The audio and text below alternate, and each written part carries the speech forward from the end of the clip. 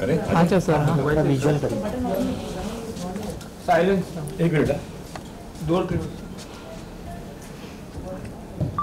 अच्छा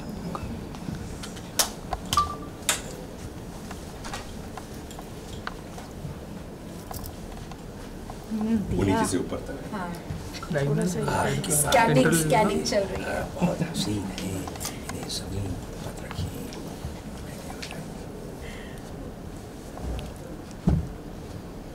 क्या करें हम तुम्हारे लिए? डांस करके ये बोलता कि इधर दिखाएंगे, यहाँ पे देख। यहाँ पे देखो। एक वापस। Cool. अब क्या करना है? खाली ऐसे खड़े हो? सोलो सोलो सोलो क्वेश्चंस कोई पूछेगा? Solo visual. सोलो कर लो। सोलो। आ जाओ। अरे आप यहाँ पे दोनों आइए आप दोनों कितने अंडरस्टैंडिंग और अकोमोडेटिंग। हाँ बस बस वेट यहाँ पे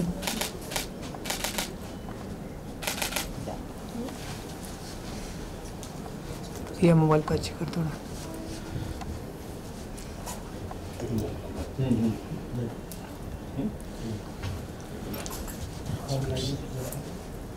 धूम शिरी शिरी शू।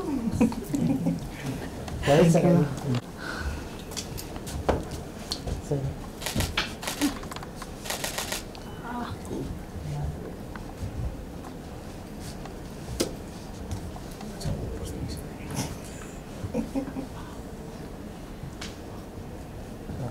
Cool. Thank you.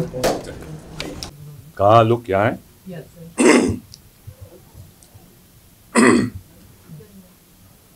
So hello and so good to see you both of you.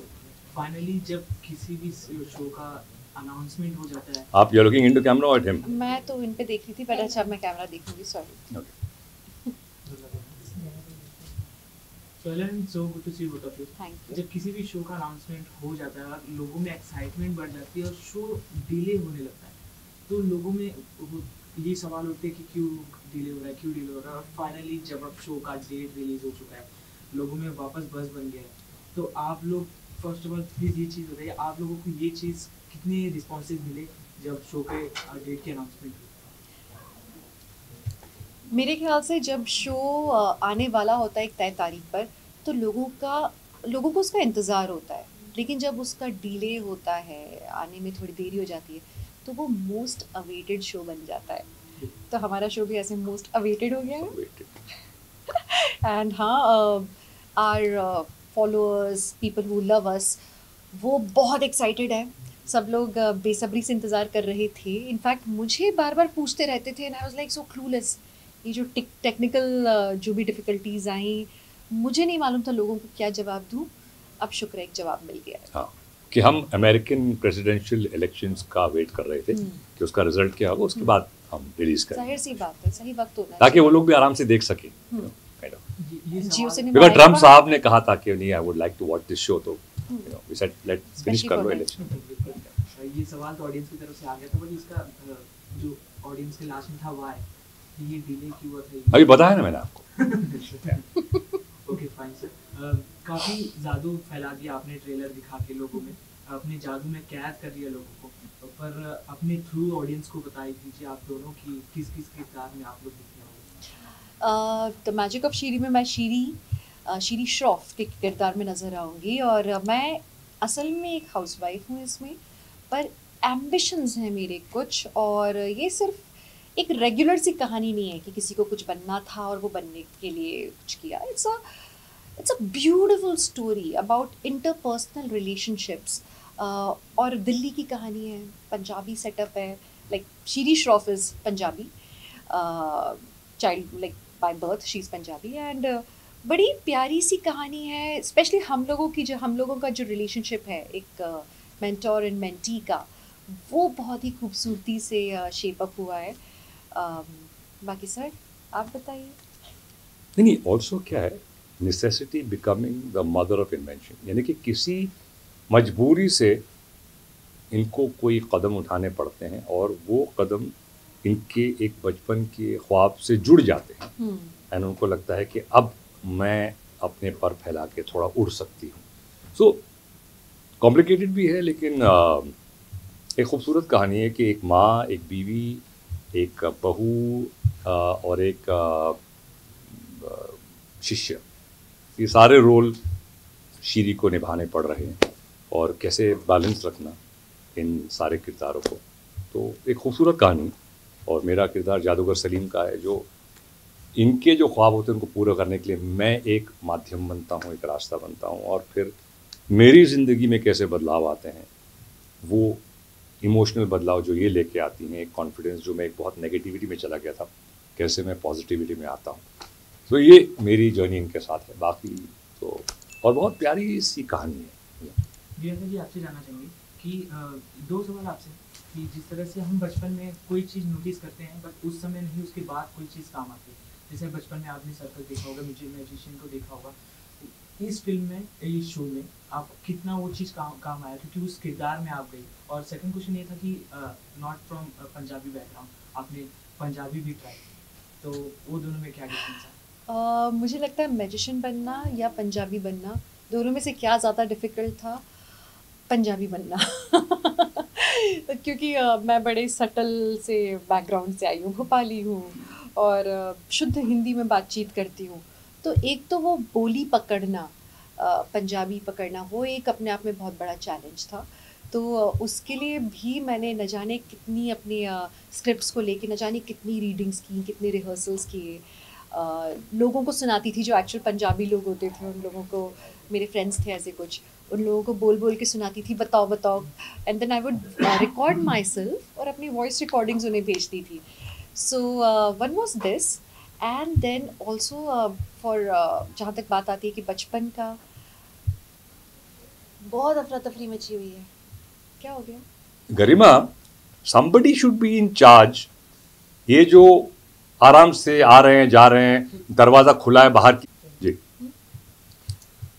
और बात बचपन की जाए तो बचपन में तो न जाने कितने मैजिक शोज देखे हैं मैंने, और I used to be a fan of them. न सिर्फ मैजिक शोज, सर्कस भी। और इस शो के बाद कमाल की एक चीज़ ये हुई कि मैं चंडीगढ़ गई हुई थी और वहाँ पे एक सर्कस लगा हुआ था। तो मैं with family, mummy papa, my sister in law, my husband, हम सब गए, हमने सर्कस देखा, and then I interacted with them, there juggling and all the tricks that they were doing. It was fascinating, even more fascinating I should say, क्योंकि अब जब मैं show करने वाली थी तो मुझे उनसे कुछ सीखने को मिल रहा था। And they also told me that how much of sacrifice goes into this art, और वो कैसे पूरे समय, like मैंने उनसे पूछा प्रैक्टिस कब करते हैं, कहते हैं जब परफॉर्म नहीं कर रहे हैं तब प्रैक्टिस कर रहे हैं। बस वो एक शहर से दूसरे शहर जाते हैं और सिर्फ प्रैक्टिस ही करते रहते हैं। तो ये जो सैक्रिफाइस की कहानी है, कहीं ना कहीं शीरी और सलीम, जादूगर सलीम की ज़िंदगी में भी आप लोगों को देखने को मिलेगा कि इन्होंने भी इस कला को पाने के लिए कई सारे सैक्रिफाइसेस किए हैं। जावेद सर, इवन हम बात करें तो पुरानी फिल्मों की सर्कस, जोकर, उनकी जो पर्सनल कहानियाँ थी काफ़ी बताई जाती थी और काफ़ी कुछ सीख भी मिलती थी। मेरा नाम जोकर हो गया, फिर हेरा फेरी में भी वो यूज़ किया था पूरा सर्कस का, तो भी कई सारी चीज़ें दिखाई थी। लेकिन ये काफ़ी महीनों, काफ़ी टाइम बाद आ रहा है, जैसे कि सर्कस या फिर मैजिशियन पे कहानी दिखाई जा रही है। तो आप कितना, आपका क्या इस पे ओपिनियन है? एक तो क्या है, मैजिशियन, मेरा नाम जोकर अलग थी, वो सर्कस की कहानी। बाकी तो हेरा फेरी में इतना कुछ था नहीं। मेरा नाम joker, yes, was about circus. ये एक मैजिशियन जो थोड़ा अलग है सर्कस से, और ख़ास तौर पे एक महिला मैजिशियन जो मैंने तो अपनी ज़िंदगी में देखी नहीं थी। अब आजकल कोई होंगी, लेकिन हम जब बढ़ रहे थे, पल रहे थे उस 90s, 80s, 70s, whatever, उस वक्त कोई था नहीं। तो ये 90 के दशक की कहानी है, तो ख़ास तौर पर उस वक्त देखा ही नहीं जाता था। तो वो भी डील कर रही हैं कि इन अ वेरी, और ख़ास तौर से दिल्ली में एक very male kind of dominated society in a way, और वहाँ पे एक महिला, और वो भी मैजिक में आना चाह रही हैं। तो एवरीबडी गॉट द ईगोज। तो ये जोन बड़ा इंटरेस्टिंग है, मैजिक, महिला, Delhi, very male centric, male dominated patriarchal society, और उसमें ये इस कहानी का बनना और इसका जो सफ़र है शीरी का, तो आई थिंक है, इट इज़ अनयूजुअल। पहले इस जोन में मैंने देखा नहीं है कोई कहानी, तो पहली बार ऐसी कहानी आ रही है, as far as I can recall. Even Divyankar ji, आपको मोस्टली सब लोग ये मोहब्बतें से जानते हैं, लेकिन मैं जब आपका फर्स्ट शो देखी थी मिस्टर मिस शर्मा इलाहाबाद वाले, तो आपने रश्मि शर्मा का रोल प्ले किया था, फिर उसके बाद डॉक्टर ऋषिता।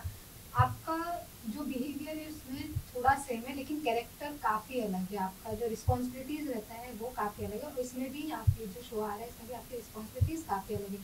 आप एक वुमेन है, आप एक माँ है, आप एक पत्नी है, उससे अक्रॉस आपको एक अपना ड्रीम भी कंप्लीट करना है। तो ये जब रियल लाइफ से कनेक्ट होता है तो वो कितना चैलेंजिंग होता है पर्सनल लाइफ में, ऐसे ही कुछ, क्योंकि आप अभी ऑलरेडी मैरिड है और आप आर्टिस्ट भी, तो कितना मुश्किल होता है बैलेंस करना अपनी पर्सनल लाइफ और ये।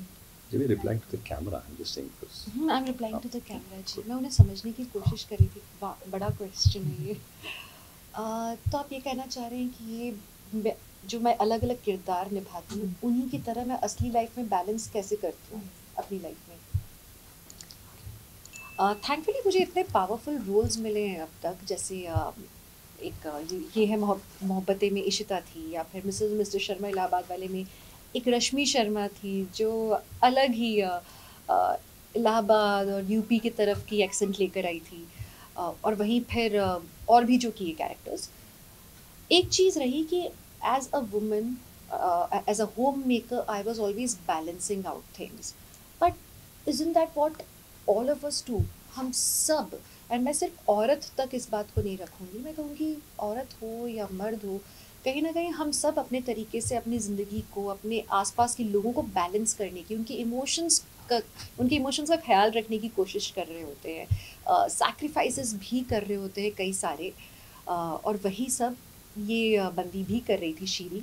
और मेरे ख्याल से शीरी का अपने ज़िंदगी से अगर मैं कोई भी तालमेल बैठाऊँ, कहीं तक सही है, कहीं तक बहुत गलत भी है, क्योंकि शीरी की अपनी ज़िंदगी है। शीरी एक इंसान, मेरे लिए तो वो एक इंसान है और मैं उस इंसान की ज़िंदगी जी रही हूँ। तो मैं जब एक कैरेक्टर प्ले करती हूँ तो मैं कहीं ना कहीं अपनी लाइफ को बिल्कुल अलग कर देती हूँ। मैं भूल ही जाती हूँ कि मैं शादीशुदा हूँ, मेरा बच्चा है या नहीं है। It all becomes secondary. उस समय बस वो एक ज़िंदगी होती है। तो वहीं मैं जब शीरी की लाइफ जी रही थी, she did balance few things really well, but she also made a lot of mistakes, and she was also a very confused person. So my life at times relates with her, at times it doesn't, and that's the beauty of playing a character. Sir, इतनी बेहतरीन किरदार देने के बाद लोग ये जानना चाहते हैं कि आप अपनी स्क्रिप्ट कैसे डिसाइड करते हैं, क्योंकि जो भी आपने किरदार निभाए हैं लोगों को इतना ज़्यादा पसंद आ गए हैं, तो आप उन लोगों की एक्सपेक्टेशन आपको लेके आगे भी बढ़ जाती है कि उसी तरह की इमेज सर की हमारे मन में बैठी है। तो वो इमेज बरकरार रखने के लिए आप अपने आप को कितना प्रिपेयर करते हो सर? आप स्क्रिप्ट कैसे? मैं इमेज को नहीं देखता हूँ, मैं कोई इमेज नहीं डालना चाहता हूँ ऑडियंस पर। मैं ये सिर्फ ये है कि ऑडियंस ये कहे कि ये जो भी कैरेक्टर प्ले करता है ये उसमें हमको कन्विंसिंगली करता है, कि इसमें बस जाता है, ढल जाता है। और जो भी कैरेक्टर, चाहे वो मजाकिया हो, विलन हो, इमोशनल हो, एज एन एक्टर मेरे लिए मेरी कामयाबी वही है कि अगर वो कहें कि सर आपने वो जो किरदार था बहुत बखूबी निभाया, so that is my compliment. कि मुझे कोई इमेज नहीं चाहिए कि सर आप कॉमेडी बहुत अच्छी करते हैं, वो नेगेटिव है, वो इज़ नॉट अ कॉम्प्लीमेंट। जब वो कहेंगे सर आप ये भी बहुत अच्छा करते हो और ये भी बहुत अच्छा करते हो, सो मेरे लिए that's more important as an actor, कि आप अलग अलग किस्म के रोल कर पाएँ। और आपकी कामयाबी ये है कि जो भी आप करें लोग कहें कि आपने वो किरदार बहुत अच्छा निभाया। That's my job and that's my success for me as an actor. So I am not looking you know what is your image. Image is wrong for an actor. You should be a good actor और a bad actor. That's should not be a bad actor, but yeah that's it. What about script? Script देखिए, मुझे अगर अच्छी script मिलेगी, जिससे मुझे लगता है कि अगर इस कैरेक्टर को उस स्क्रिप्ट से निकाल दिया जाए तो स्टोरी को कोई फ़र्क नहीं पड़ने वाला है, तो मुझे इंटरेस्ट नहीं है। हाँ, सलाम नमस्ते जैसे फिल्में थी जिसमें से वो आप स्पेशल अपीयरेंस करते हैं, आपको लगता है इसमें मैं कुछ कर सकता हूँ जो यादगार बन जाएगा, भले ही 2 सीन हो, उसमें 3 सीन थे। सो वो कभी कभी हो जाता है, तो लेकिन वो हर बार नहीं कर सकते आप। हाँ, जैसे धमाल है, आप निकाल नहीं सकते क्योंकि उसके बिना फिल्म कंप्लीट नहीं होगी। सिंग इज किंग है, अभी ये ताज़ा खबर आ गई, इसमें भी अगर ये किरदार को निकाल देंगे तो कंप्लीट नहीं होगा, बिकॉज उसके बिना एक जर्नी कंप्लीट नहीं होती। तो मैं कोशिश वही करता हूँ कि एज ए कैरेक्टर वो कैरेक्टर एक अहम हिस्सा हो कहानी का, प्रिंसिपल जो हम कहते हैं, दैट्स इट। और एक्टर को क्या चाहिए, आप और आपको क्या करने का मौका मिल रहा है एज एन एक्टर कि मैं अपने how much more can I push the envelope, कि भाई कितना मैं अपनी कला को एज एन एक्टर बढ़ा सकता हूँ इस रोल के ज़रिए, कुछ नया कर सकता हूँ कि नहीं। तो आई थिंक दैट्स इम्पोर्टेंट। बाकी that's आपके रोल को देख के काफ़ी लोग बड़े हुए, काफ़ी लोग इंस्पायर हुए। तो बड़े मेरा सवाल कितने बड़े हैं अच्छा। ये था आपसे कि जो भी आप सिलेक्ट करते हैं, सॉरी जैसे हाँ, जो भी आप कैरेक्टर डिसाइड करते हैं, तो लोगों तक जब वो पहुंचता है, तो जब बैड कमेंट और गुड कमेंट दोनों होता है, तो आप किससे ज़्यादा इफेक्ट? देखिए, मैं अपने आप को देखता हूँ और मेरे अंदर एक नाप तो है कि मुझे लगेगा यार ये गड़बड़ कर दी मैंने, यार ये कुछ अच्छा नहीं था, मैं खुद ही समझ जाता हूँ। वो आपको अपने अंदर क्रिटिक रखना ज़रूरी है। और कुछ क्रिटिक्स आपके सर्कल में जो आपको लगे सही क्रिटिसिज्म दे रहे हैं, नॉट नेसेसरी के सोशल मीडिया पे आप देखेंगे वाह सबको अच्छी लगती है, लेकिन आपके अंदर का क्रिटिक होना बहुत ज़रूरी है कि यार ये मैंने थोड़ा गड़बड़ कर दी, ये तो वो आप सुधार के आपको ये देखना है कि आगे ये मिस्टेक ना करें। I think that's all. As an actor आप अपना 100% दें और आप अपना होमवर्क करके आएँ, जो आप कैरेक्टर में घुस रहे हैं उसको कैसे प्ले करना है, वो एक होमवर्क होता है। वो कैरेक्टर को जैसे इन्होंने भी शीरी पे वर्क किया कि भाई क्या एक्सेंट कैसा होगा, चलेगी कैसे, इसका एक डिमीनर क्या होगा, तो आई थिंक वो दिखेगा आपको। ये जो हैं और जो शीरी है वो अलग है, मैं हूँ, जो सलीम है वो अलग है, वो मैं नहीं हूँ। आई थिंक दैट्स इम्पोर्टेंट। वो एक आई थिंक एक्टर के लिए दैट्स यू नो। दिव्यांका जी, जैसे कि आपने बोला कि मूवी में जावेद सर एक माध्यम है आपको आगे पहुंचाने का, तो अगर ये रियल लाइफ में बात करें तो कोई ना कोई एक माध्यम होता है जो हमेशा हमें सपोर्ट करता है, हमें अप्रिशिएट करता है, हमें सही गलत पे बताता है किसे। तो आप दोनों से पूछना चाहूँगी कि आपकी लाइफ में ऐसा कौन वन पर्सन है जो आपको शुरुआत से ये सब मेंटर है आपका, आपको अप्रिशिएट कर रहा है, सही गलत बता रहा है, तो शेयर करना चाहेंगे?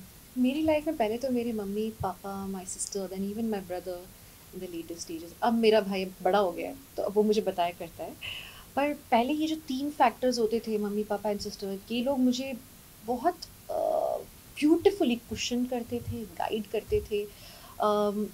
इस तरीके से कभी क्रिटिसिज्म भी देना होता था तो ऐसे देते थे कि मेरे फीलिंग्स भी हर्ट ना हो, मैं कहीं डीमोटिवेट ना हूँ, लेकिन मुझे सही रास्ता भी मिलता रहे, दिखता रहे। सो उन्होंने मुझे बहुत ब्यूटीफुली शेप अप किया है। और वहीं आज के दिन मेरे हस्बैंड विवेक दहिया, एंड वो आज न सिर्फ मेरे दोस्त हैं, वो मेरे बेस्ट क्रिटिक हैं, बेस्ट मोटिवेटर हैं। He inspires me to do better, and at times जहाँ मुझे खुद पर शक हो रहा होता है, उन्हें मुझसे ज़्यादा विश्वास है, and that really helps me as an actor and as a person. देखिए, मेरे लिए, मैं प्रोफेशनली बात कर रहा हूँ, लेट्स नॉट गो पर्सनल की अलग है वो स्टोरी, लेकिन प्रोफेशनली ऑब्वियसली फर्स्ट इन्फ्लुएंस मेरे फादर थे। काम का तरीका, काम को किस तरह अप्रोच करना, क्या एक एक्टर को किस तरह से ढलना पड़ता है, वो बहुत कुछ सीखा मैंने मेरे फादर से। बाद में आई थिंक मेरी वाइफ का एक बहुत इंपॉर्टेंट रोल रहा है कि ऑफकोर्स मेरा करियर जब ऑलरेडी हो गया था, I got married in 94, career शुरू हुआ था 84-85 में, लेकिन एक क्रिटिक भी है और क्या अच्छा किया बुरा किया ये रोल, बिकॉज वो टच में है कि क्या हो रहा है। And I think she was a big bouncing board with me, and you know कि नहीं this is not working, this should, what do you think, और अच्छा है जो भी। So I think she was for me very important. और मेरा बेटा भी now he realize on her, because she is in the loop कि क्या हो रहा है, कैसे क्या, so she keeps for the both of us a lookout. So yeah, father obviously professionally, because एक आर्ट जो कला होती है, किस तरह से एज एन एक्टर आपको क्या बनना है, एंड हियर इज के to some extent also business के भाई this project will be good for you, ये role, this people, this production, this मैं तो खाली क्रिएटिव देख लेता हूँ, बट कभी कभी ये it's important to know. So yeah she is been very helpful. Even sir, जैसे कि काफ़ी मूवीज अभी रिलीज हुई, तो आपकी कोई पर्टिकुलर स्पेसिफिक मूवी आपको चाहिए कि ये रिलीज हो और लोग फिर से उसे देखें और एंजॉय करें? मतलब मैंने जो किया है, हाँ, आपने जो किया है आपकी फिल्म में। कुछ कई फिल्में आई थी, पागल फिल्म थी, बूम, चली नहीं, पर मेरा रोल बहुत अच्छा था उसमें। एक थी फायर, दीपा मेहता जी की, वो उसमें काम अच्छा। शौर्य एक फिल्म थी। फिर कॉमेडी में तो Dhamaal of course part 1 super, Salaam Namaste fantastic, बन गया एक character. Singh is king also fantastic character. और अभी एक जो ताज़ा खबर लगी है वो आई थिंक इट इज़ मेरे लाइफ में जो एक बहुत पावरफुल रोल, जो अच्छी लाइंस मिली हैं, डायलॉग, बहुत फ़र्क पड़ता है। तो वो आई थिंक बस फिर अब ये जो आया है इसका एक अलग अंदाज, एक लुक है। सो ऑब्वियसली इनके साथ भी काम करके एक सामने जब तक रिएक्शन नहीं होता है तो एक्टर के सामने फ़र्क पड़ेगा, आपकी परफॉर्मेंस में भी फ़र्क पड़ता है कि अगर रिस्पॉन्स अच्छा मिल रहा है, रिएक्शन अच्छा मिल रहा है, तो it brings out a better actor. I feel that. So, thank you. Lastly sir, आप दोनों से जानना चाहिए कि पहले की सिनेमा में और आपके सिनेमा में सबसे गहरा बदलाव आप लोगों ने क्या देखा? सिनेमा की बात तो सर ज़्यादा अच्छी कर पाएंगे। ये सिनेमा देखते तो हाँ, देखने वाली बात है या करने वाली? दोनों, जो आपने एक्सपीरियंस स्टोरी लाइन हो या फिर बहुत फ़र्क आ गया है आफ्टर कोविड। आई थिंक जब लोग घरों में बैठे, उन्होंने वर्ल्ड सिनेमा देखा, हम लोगों ने OTT प्लेटफॉर्म्स पे बहुत कुछ देख लिया, तो उस कंजम्पशन की बात में अब ऑडियंस भी बहुत इवॉल्व हो गई है। And thanks to that cinema evolve हो रहा है, बिकॉज अब अलग टाइप के किरदारों को हम एक्सेप्ट कर पा रहे हैं, जैसे हाउ लापता ladies work and 12th failed work. शायद ये अगर थोड़ा और पहले आई होती तो उसको वो रिसेप्शन नहीं मिला होता जो कि आज के दिन मिल भी रहा है। ऐसी कई मूवीज़ है जो कि पहले भी आती थी, अहेड ऑफ टाइम आ गई, इसीलिए उनको उतना अच्छा रिसीव नहीं किया गया। लेकिन थैंकफुली अब एक वो जो कैरेक्टर फेसेस जिनको हम समझते थे पहले, अब उन्हें हम मेन लीड की तरह देख पा रहे हैं। And I think that's a beautiful change. Also एक बहुत खूबसूरत चीज़ जो मुझे लग रही है, I mean I am really enjoying it, that is हम अब साउथ के सिनेमा को अप्रिशिएट कर रहे हैं, मराठी सिनेमा को अप्रिशिएट कर रहे हैं, क्योंकि वहाँ टैलेंट सच में बहुत ज़्यादा है, वो कंटेंट बहुत अच्छा बनाते हैं। इससे पहले हम देख नहीं पा रहे थे इतना ज़्यादा, क्योंकि OTT का माध्यम है, विद सबटाइटल्स एंड डबिंग्स हम पूरे पैन इंडिया के कंटेंट को देखते हैं। या आई थिंक इतना बहुत कुछ कह दिया, which is a fact. But अभी क्या है, सिनेमा में लोगों को लाने के लिए you need a larger than life, एक ऑडियो विजुअल एक्स्ट्रावेगेंजा, के साउंड होना चाहिए और विजुअल्स होने चाहिए, बड़ा स्क्रीन, क्योंकि फिर लोग कहते हैं कि भाई हम इसको तो घर पे देख सकते हैं। तो 12th फेल जैसी फिल्म जो नॉर्मली लोग कहते हैं घर पे भी देख सकते हैं, सडनली लोग सिनेमा में आके उन्होंने देखा उस फिल्म को, and that is I think काबिल तारीफ है ये बात कि लोगों ने कहा कि नहीं अच्छी फिल्म है, इसको देखते हैं। एंड वर्ड ऑफ माउथ पे चली है मैक्सिमम। तो लेकिन जनरली वो एक larger than life audio visual experience, I think that's what Dolby Atmos and widescreen and वो That's सब something our parents miss a lot. Like mummy papa लोग को वो देखना पसंद होता था, अरे वो कभी खुशी कभी गम के दिन, मोहब्बतें, वो वाले दिन होते थे। So हाँ, I would love to see. Then of course because इतना ऑप्शंस हो गया ना लोगों के पास, एक फ़ोन से लेकर टैबलेट, लैपटॉप, ये 40, 50, 60 इंच, 70, 80 इंच का स्क्रीन आ गया है घर में, तो ये बहुत चॉइसेस आ गई। तो सिनेमा में अंदर लाने के लिए it's a very difficult task, it बहुत बड़ी एक मुसीबत इन अ वे, क्योंकि ऑब्वियसली जब लोग कहेंगे हम यहाँ देख लेंगे, OTT पे देख लेंगे, तो कंपटीशन भी बढ़ गया है, माध्यम बदल गए हैं। So I think it's a big challenge cinema के लिए ख़ास तौर पे, बिकॉज ऑब्वियसली सबसे टफेस्ट कंपटीशन जो इकोनॉमिकली हिट कर रहा है वो सिनेमा को हिट कर रहा है। तो इसीलिए ज़रूरी है कि ऑडियंस को भी थोड़ा सपोर्ट देना चाहिए कि सिनेमा में आएँ और सिनेमा को देखें। बट ये हेल्दी कंपटीशन है, एंड OTT पे कुछ चीज़ें आप एक्सपेरिमेंट कर सकते हैं जो सिनेमा पे शायद नहीं कर सकते। तो वो OTT का एडवांटेज है कि आप कुछ थीम्स ऐसे ले सकते हैं जो सिनेमा में शायद यूनिवर्सली एक्सेप्ट ना हो, लेकिन OTT पे आप एक्सेप्ट हो जाएगा। So I think it's a great competition, it's and I hope it evolves, everybody is successful, cinema भी सक्सेसफुल हो, OTT भी सक्सेसफुल हो। अरे ये इम्पेटस है, लेकिन अच्छे के लिए। It's good, yeah exact. Thank you so much, काफ़ी अच्छा लगा आप लोगों से बात करके। लास्टली थैंक यू, आपको काफ़ी अच्छा लगा बात करके। Lastly anything to fans? Hi, आप लोग द मैजिक ऑफ शीरी ज़रूर देखिएगा, जियो सिनेमा प्रीमियम पे आने वाला है 14th of November से, और पूरे परिवार के लिए अच्छी व्यूइंग होगी। आप लोग साथ में बैठ के देखोगे, बढ़िया चाय कॉफ़ी पकौड़े उन सब के साथ, तो आप लोग को मज़ा आएगा। और सारे एपिसोड्स देखिएगा क्योंकि जो पूरी जर्नी है ना उसमें मज़ा है। तो एक आध एपिसोड पे आप आगे मत बढ़ जाना प्लीज़, सब देखना और हमें फीडबैक भी देना। जर्नी वॉकर, बिल्कुल। और सब्सक्रिप्शन इतना महंगा भी नहीं है, इट्स रीजनेबल, और करके देखिए, I think you will enjoy it, good content. Thank you.